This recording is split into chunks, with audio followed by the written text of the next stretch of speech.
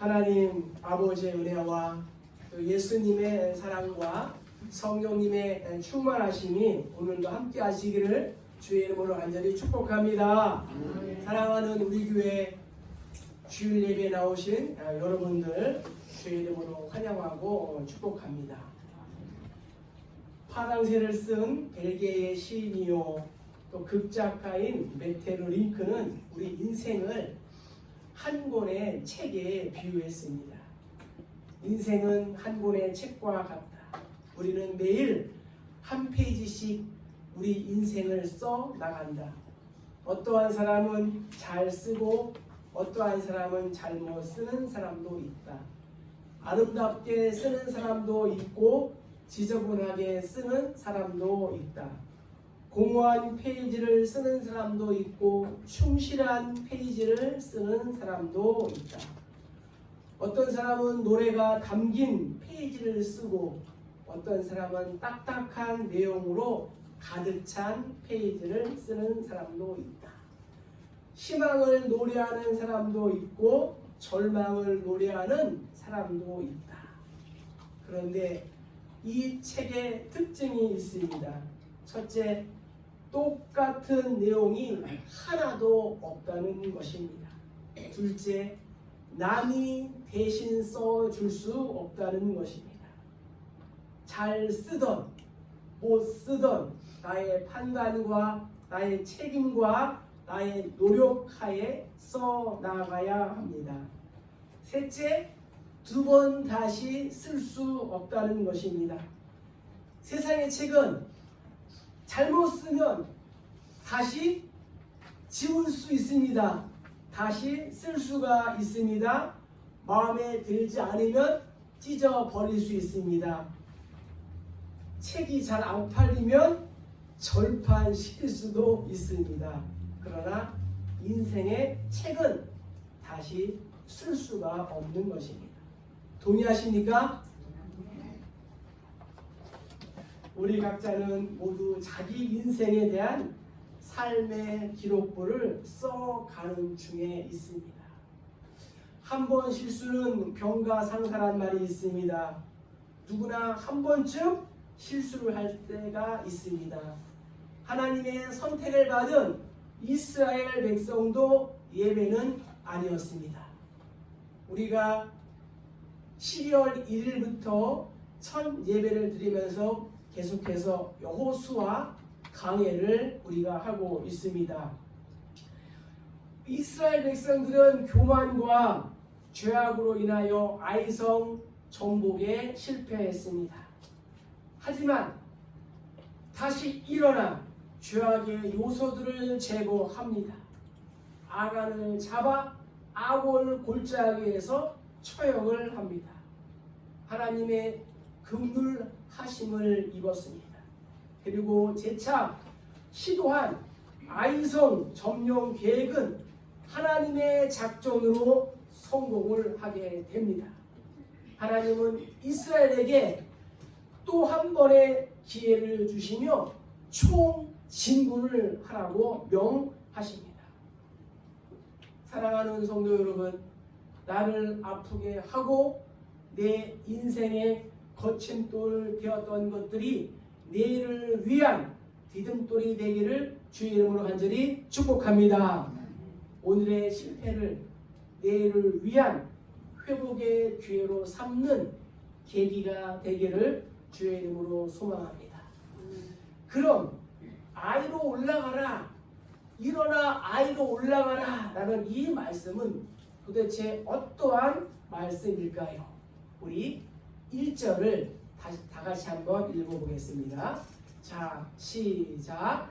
여호와께서 여호수아에게 이르시되 두려워하지 말라, 놀라지 말라. 군사를 다 거느리고 일어나 아이로 올라가라.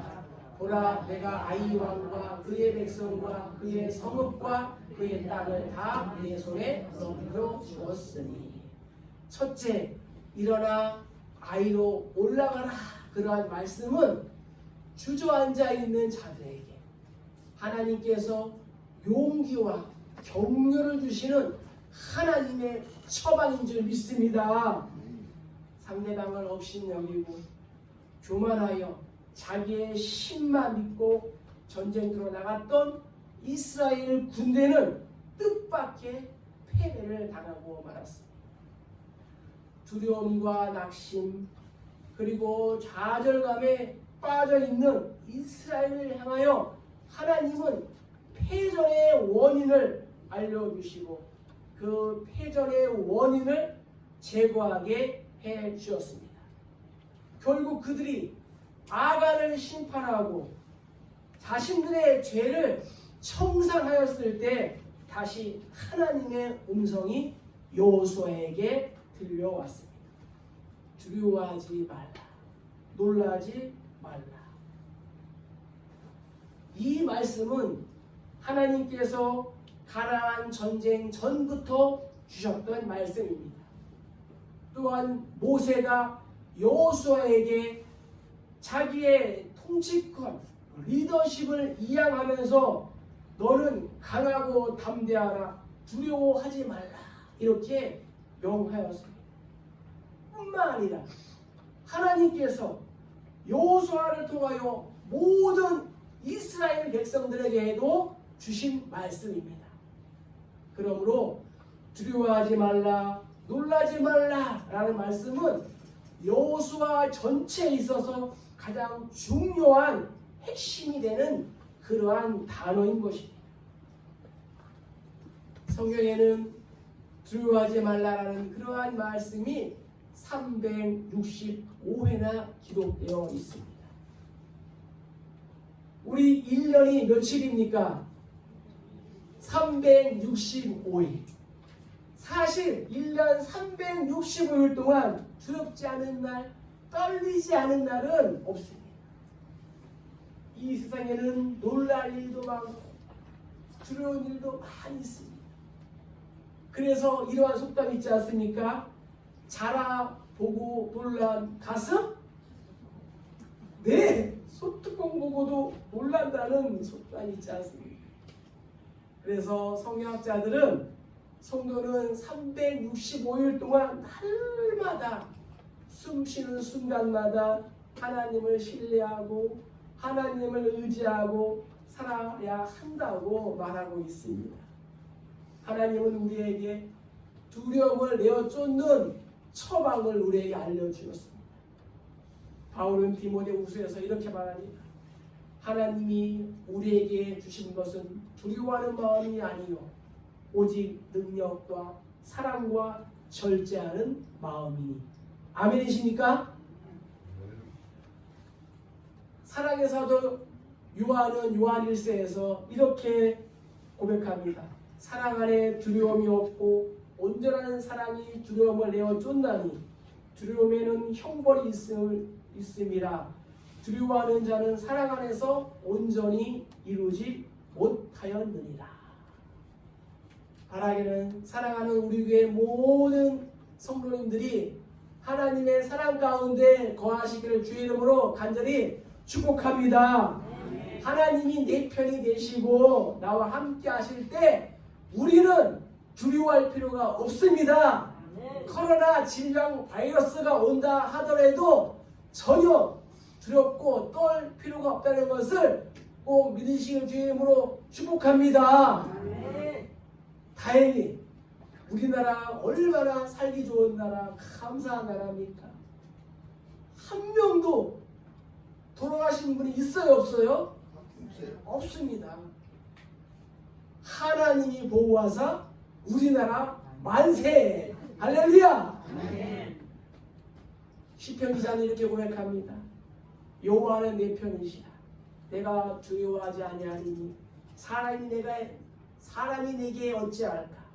여호와는 내 편이 되사 나를 돕는 자들 중에 계시니 그러므로 나를 미워하는 자들에게 보응하시는 것을 내가 보리로라. 이렇게 고백했습니다. 인생의 삶의 모든 손패가 하나님의 손에 달려있음을 믿습니다. 우리의 생사 화복이 하나님의 손에 있고 하나님의 도우심이 없이는 우리는 아무것도 할 수가 없는 것입니다. 특별히 전쟁은 여호와께 속해 있는 것입니다. 심리학자들에 의하면 실패의 가장 큰 원인은 마음속에 실패를 소원하고 있는 그 마음 때문이라고 말합니다.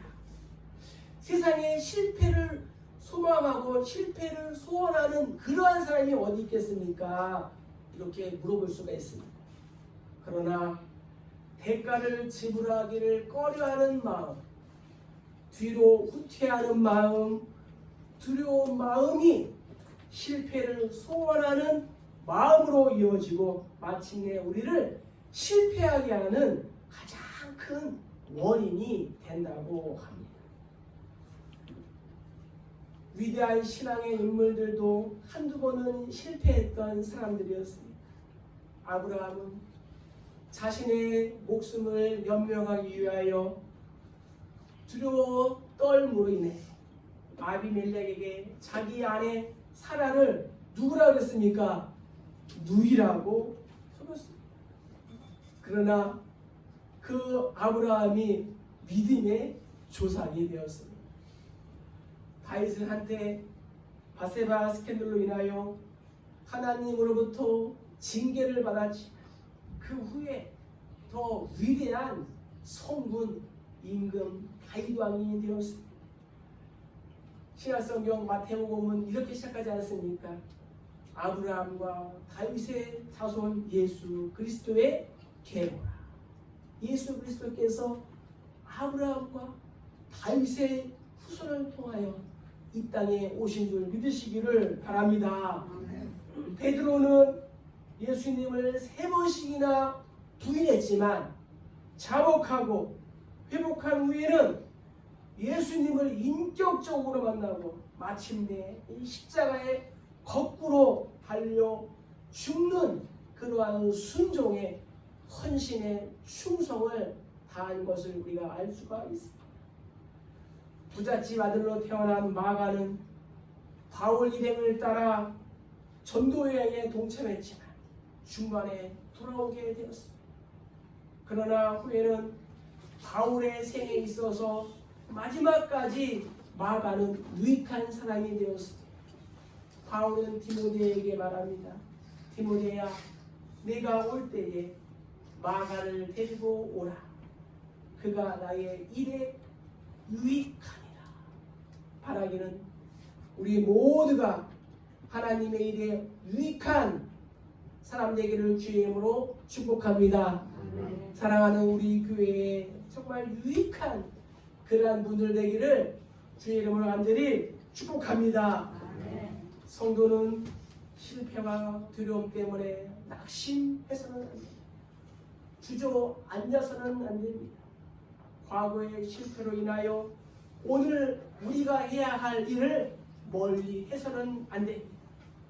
오히려 실패가 도약을 위한 발판과 밑거름과 촉매가 된다는 사실을 기억하시기를 주의 이름으로 간절히 축복합니다. 바울은 항상 목표 지향적인 삶을 살았습니다.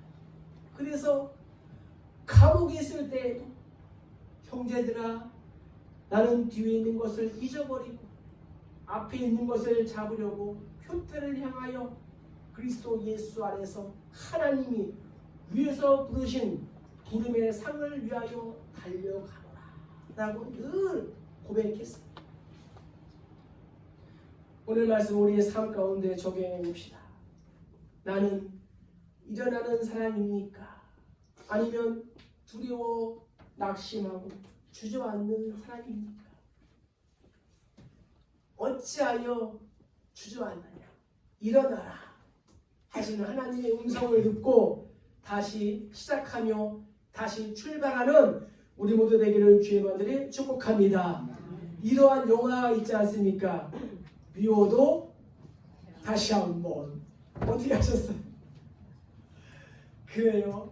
다시 한번 우리에게 기회를 주시는 하나님 앞에서 충성하며 다시 시작하는, 다시 용기를 갖는 우리 모두 되기를 주의 이름으로 간절히 축복합니다. 두 번째로 일어나 아이로 올라가는 말씀은 어떤 말씀일까? 우리 5절을 다 같이 한번 읽어보겠습니다. 자, 시작. 나와 나를 따르는 모든 백성은 다 성으로 가까이 가리니 그들이 처음과 같이 우리에게로 처음 올라올 것이다. 그리할 때에 우리가 그들 앞에서 도망가리라. 두 번째, 일어나 아이로 올라가라라는 말씀은 뭐예요? 이스라엘 공동체로 하여금 총진군하라는 처방인 것입니다.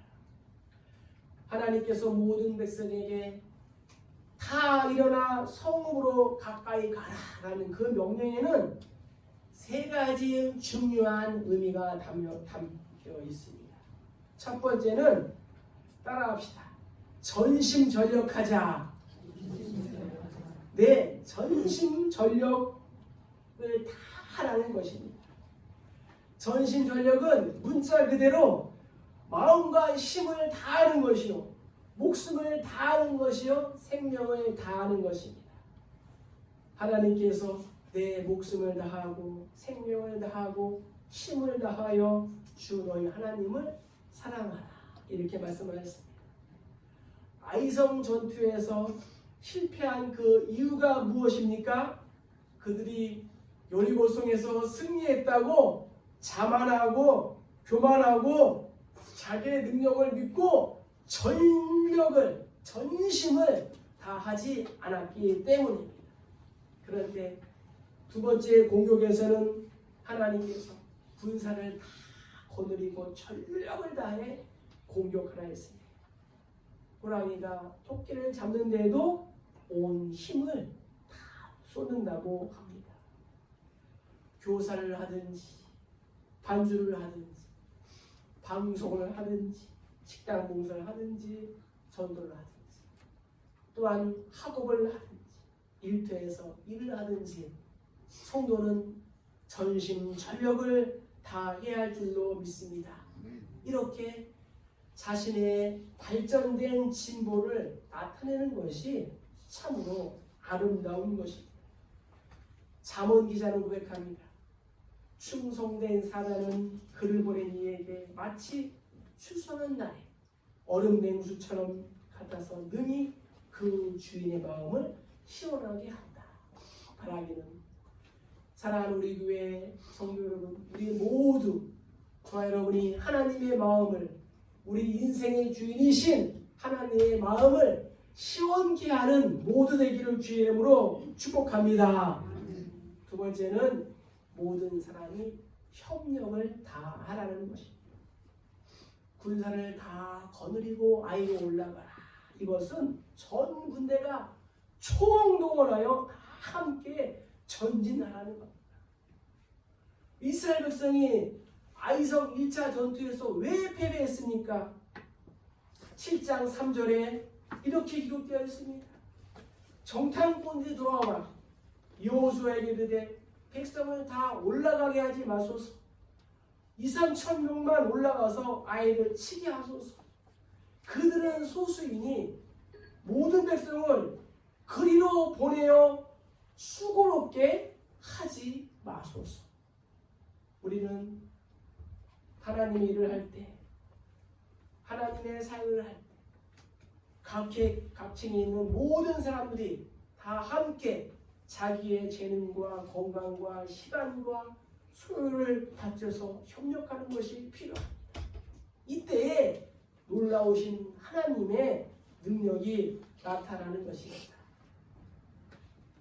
어제 우리 토요일 10시에 성도들이 나오셔서 교회 구석구석을 또 돌아보고 또 청소하시고 엘리베이터 앞에서 또 전도하시고 하는 것을 볼 때 정말 얼마나 또 목사가 마음이 또 감사하고 또 뿌듯한지, 이러한 말씀으로 우리 성도들을 또 격려하고 싶습니다.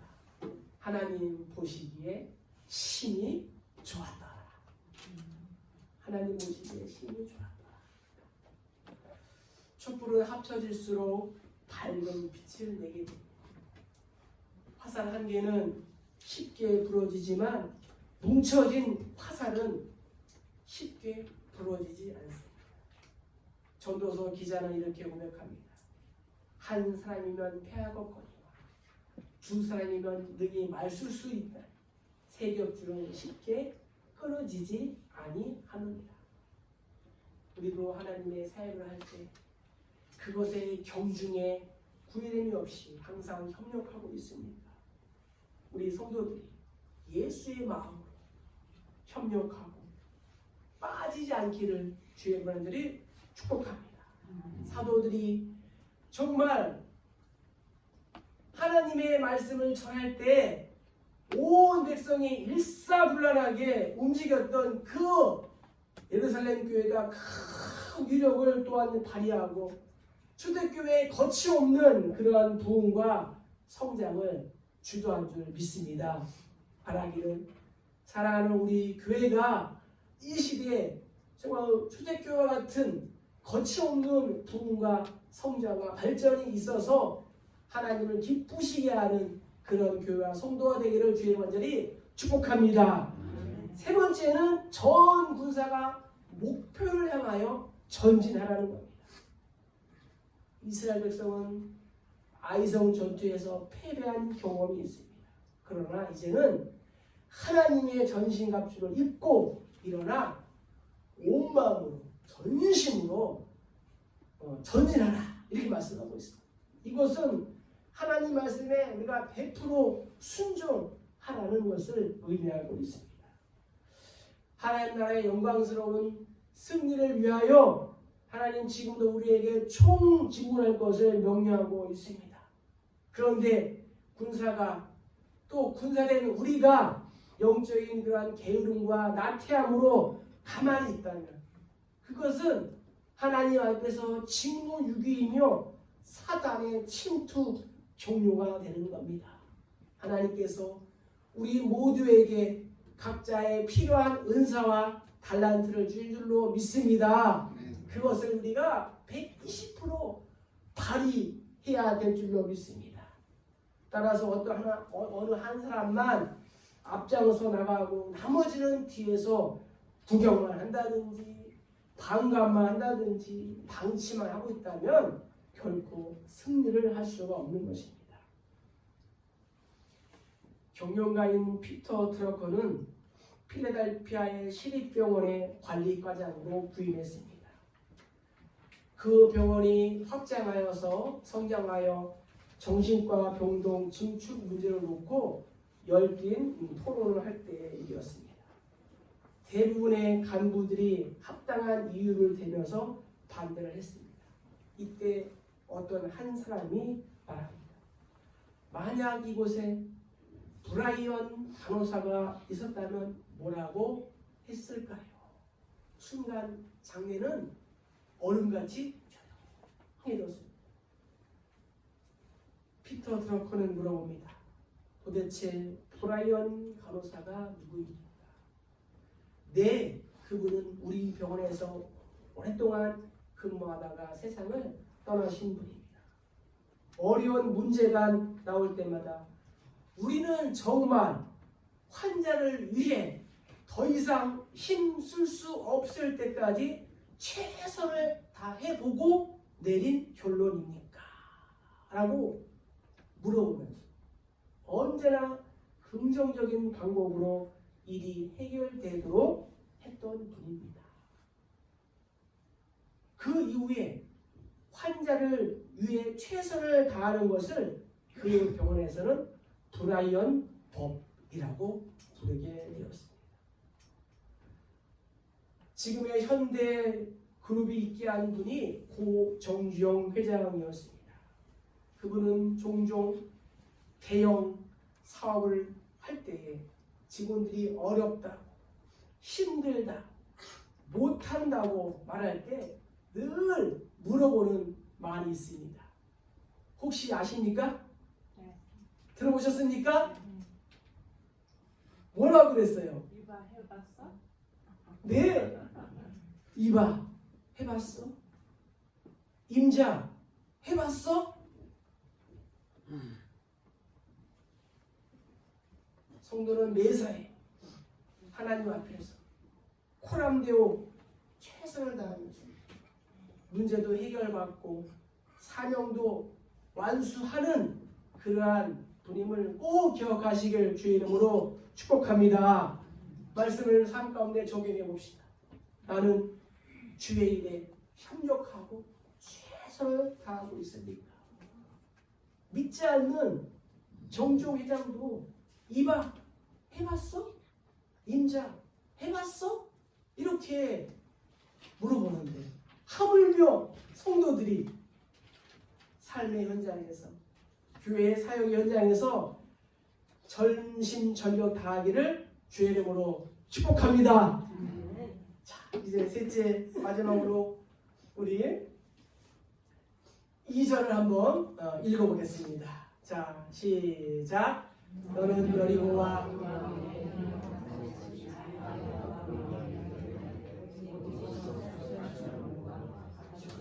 스스로 가지라. 너는 아이성 뒤에 복병을 들지니라 하시니. 아멘. 일어나 아이로 올라가라. 이라 말씀은 하나님께서 완전한 승리를 주시기 위한 하나님의 처방이었던 것입니다. 하나님께서 아이성의 완전한 정복을 위하여 필승의 작전과 방법을 제시해 주십니다. 첫째로는 아이성의 모든 주민들을 다 진멸하라는 것입니다. 가나안 정복의 목적은 우상 숭배를 근절하는 데 있습니다. 그러므로 여리고 성 사람을 완전히 진멸한 것 같이 아이성 사람과 또한 그 왕과 모든 백성을 다 진멸하라고 명하십니다. 두 번째는 탈취한 물건과 가축은 스스로 취하라 말씀하고 있습니다. 아이성 전투는 첫 번째 전투였기 때문에 모든 것을 하나님께 돌려드려야 했습니다. 그러나 이제부터 탈취한 것은 너희 것이다. 너희가 가져라. 이렇게 말씀하고 있습니다.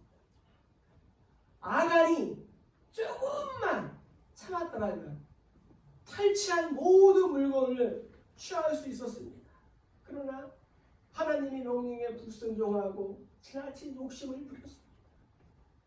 그 결과 있는 것까지 다 빼앗기는 물거품을 만들고 말았습니다. 세 번째는 성 뒤에 복병을 두어라 말씀하고 있습니다. 복병이란 히브리어로 오레구라는 단어입니다. 누워서 기다린다라는 그런 뜻입니다. 하나님께서는 공격 대상에 따라 하나님의 전략과 전술이 다른 것을 우리에게 알려주고 계십니다. 여리고성 전투는 법궤를 메고 성을 돌면서 나팔을 불며 소리칠 때 무너졌습니다. 그러나 아이성 전투는 철저한 작전을 통하여 승리를 하게 하십니다. 하나님의 사역에 있어도 마찬가지입니다. 때로는 남성처럼 강인하고 우직하고 불두다처럼 밀어붙이는 게 필요할 때가 있습니다. 그러나 때로는 여성스럽게 적을 유인하여 단칼에 정복하는 섬세한 작전도 필요한 것입니다. 아이성을 점령할 때 사용된 전술은 무엇일까요? 간단하게 4가지 귀한 전술이 있습니다.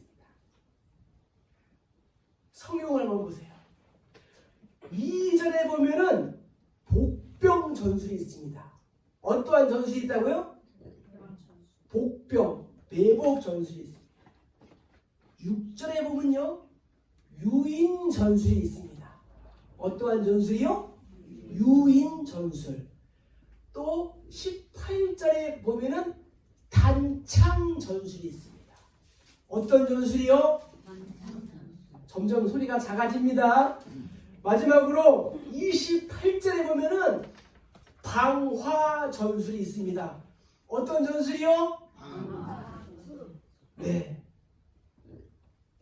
복병 전술, 유인 전술, 단창 전술, 또 방화 전술, 종합 전술이었다는 거예요. 교회는, 예배는, 봉사는 종합전술인 줄 믿습니다. 그렇습니다. 300명의 소수 인원으로 미디안 대군을 섬멸한 기드온이나 아람과 암몬을 상대로 대성을 거둔 다윗의 세밀한 전술을 보더라도 주도 면밀한 그러한 작전 계획이 필요함을 보여줍니다. 여러분 잘 들으세요. 복병 전술은 숨어서 하는 기도 전술입니다. 어떤 전술이라고요? 숨어서 하는 기도 전술. 필요해요, 안 필요해요? 필요해요, 안 필요해요? 필요합니다. 자, 길게 설명할 수가 없어요. 유인 전술은 미인계예요. 뭐라고요? 미인계는 누가 해요? 네, 미인계는 사랑의 전술입니다. 우리 남편분들 미인 전술에 넘어와서 다 결혼했어요. 또 우리 또 결혼 안 한 우리 처녀, 우리 총각 청년들도 또 우리 미인 전술로 인하여 또 아마 결혼하게 될 겁니다. 미인계, 사랑의 전술. 단창 전술은 성령의 검, 말씀의 전술입니다. 마지막 방화 전술은 성령의 불, 성령의 전술. 따라합시다. 기도의 전술, 사랑의 전술, 말씀의 전술, 성령의 전술. 이 네 가지 종합적인 전술을 통하여 아이성을 점령하고 여호와 니시 승리의 깃발을 꽂은 줄 믿습니다. 말씀을 정리합니다. 한 번 실수, 한 번 실패를 했다 하더라도 하나님은 우리를 완전히 끊어버리지 않으십니다. 회개하고 자백하고 돌아온다면 기회를 주시는 분인 줄 믿습니다. 여호수아의 이름의 뜻은 하나님은 구원이시다. 예수 그리스도의 이름의 뜻은 구원자입니다. 예수님은 죽음의 전쟁으로부터 완벽한 승리를 거두신 줄 믿습니다. 마귀의 시험을 이기신 줄 믿습니다. 탕자가 아버지의 유산을 가지고 집을 나갔을 때 아버지는 탕자가 나간 그날부터 돌아온 날까지 문밖에서 어서 돌아오오, 어서 돌아오오 날마다 기도하며 기다리고 계셨습니다. 우리 인생은 실수할 수도 있고 실패할 수도 있습니다. 그러나 같은 실수를 똑같이 반복해서는 안 됩니다. 하나님께로 돌아간다면 그분의 역사는 다시 시작하게 될 줄로 믿습니다. 우리 교회는 하나님의 사역에 있어서 더 이상 구경꾼이나 방관자나 손님으로 있어서는 안 됩니다. 1인 2사역, 3사역, 4사역을 해야 돼요. 버거울 수도 있습니다. 힘들 수도 있습니다. 그러나 우리가 함께 걸어가야 하는 그러한 길인 줄 믿습니다. 내가 먼저 앞장서서 생명을 바쳐 충성을 다하겠다는 그러한 결단을 하시기를 바랍니다. 말씀을 적용해 봅니다. 일어나서 아이로 올라가라 명령하시는 하나님의 음성에 우리 모두가 주도 면밀하게 또 전심전력하고 일사불란하게 행동하시기를 주의 이름으로 축복합니다. 하나님이 오늘 우리에게 주신 처방대로 우리가 순종한다면 승리하게 될 줄로 믿습니다. 그래서 2020년 내 안에 새로운 일을 시작하실 하나님을 기대하면서 눈앞에 있는 영적인 아이성을 정복하기 위하여 일어나요 승리하고 하나님께 영광 돌리는 우리 모두 되기를 주의 이름으로 간절히 축복합니다. 축복합니다. 이 말씀을 기억하면서